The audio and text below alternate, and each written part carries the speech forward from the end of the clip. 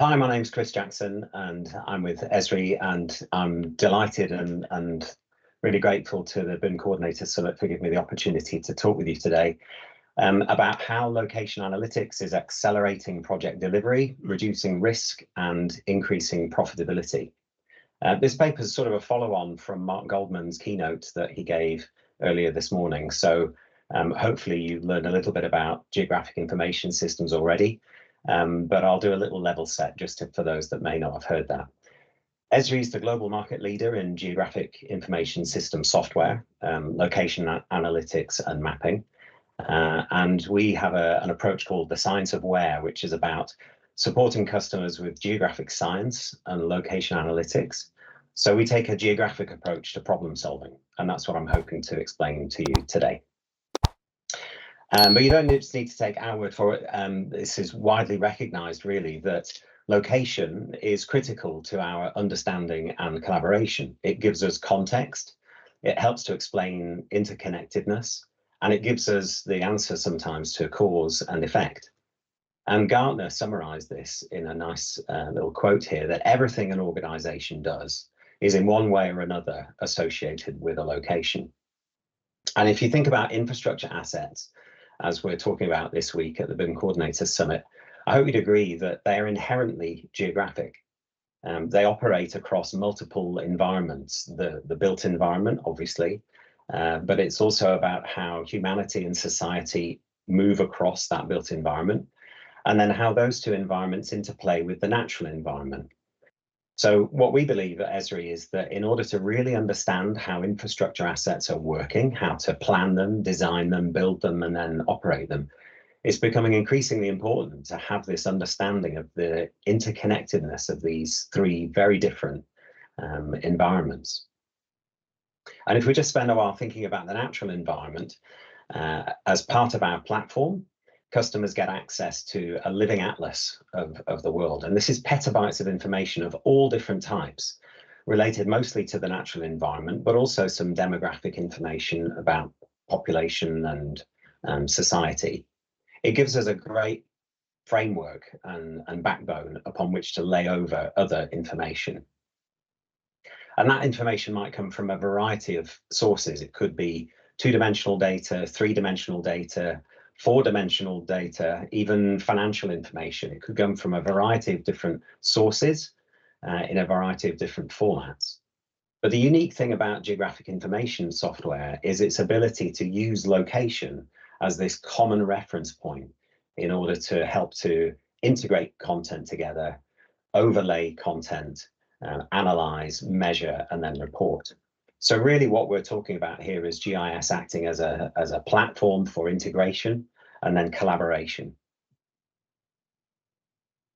And during the life cycle of a typical infrastructure project, of course, we recognize that all of the different phases, right through from master planning, right through to construction and then handover, they overlap. We know that they're not discrete. We know that there's lots of movement of information between stakeholders and between organizations. And again, what we would suggest is that the location element of that information is something that can help to integrate it all together and provide a way of passing information from one phase to another. It helps us to streamline information management, and it helps us to all understand what we're talking about and where it is. And just some quick examples of the types of analysis that geographic information software can help with. It's really all around accelerating business insight. It's about trying to make sense of the information around us and use that as a means to drive action. And it starts very simply, really, with understanding where things are. So on a construction project, for example, where are my projects? Where are my staff? And then it moves into measuring shape and size and distribution. So of those projects, where are the resources that I need? Natural resources, manufactured resources, where are stockpiles that I might need to use for material extraction and use on site? And how do I deal with waste? Where is my waste? How do I know where it is? And how do I know that I'm going to be able to get rid of it in a timely manner? You can determine relationships between different types of spatial information. So what are the hazards on site? How does somebody working in a confined space understand where that is and what their risks might be? What are the constraints to their working, in other words? And how might other things like the weather impact my project delivery? Moving to best locations and optimal routes, we can understand where congestion might be on a road network, for example. What happens if my concrete is delivered late because of congestion on roads? Where should I put my temporary buildings for egress and ingress? Where's the best location for that, for the staff and for my project? And how do I provide access to stakeholders and other third parties who might need to get on and off site? Where are they? Where are they coming from? And how can I connect with them? It also enables the quantification of patterns. So, for example, do I always need the same sorts of materials on certain types of projects? Can I become more efficient and more productive by thinking about that differently? What's the time and cost equation in this? Why are some projects always late, or why do some overrun, or why are some more costly? Can I analyze any patterns in my projects by looking at the context of the materials in use? And finally, modeling and predicting outcomes. So for most popular at the moment is around carbon. How can I measure the carbon footprint of the materials I'm using, the carbon footprint of all of my on-site work through vehicles and staff movement? Can I rehearse my project so that I know the sequencing of events and how to make that as efficient as possible? And how can I manage risk on site? How can I make sure that my staff are safe, my project is safe, and my contract is safe? So what are the risks that I can observe, and how do I deal with those? So that's a sort of background to geographic science and location analytics. And through our customers, we've sort of been able to categorize the use of location analytics into 4 main areas within construction management. And those are bidding and site planning, site logistics and scheduling, site safety and security, and project collaboration and digital handover. And if you'd like any more background information or to recap on anything that I've spoken about so far, there's a QR code here to a microsite off the main Esri website, where you can learn a bit more about GIS for construction management. But in the remaining time today, I'd just like to step through 6 case studies from our customers about how they're using this science of where, looking at analysis of location of places, spaces, and people to help them to become more efficient in construction management. And the first is from Housel Levine, and this is about the creation of virtual worlds, in this example for bidding on a new development. So this is using some game engine technology along with BIM technology, BIM software, for producing the very detailed drawings and buildings, and then using the GIS as a container to place that building in its context with the surrounding information and develop realistic fly-throughs that can help with market analysis and with site suitability and even long-range planning.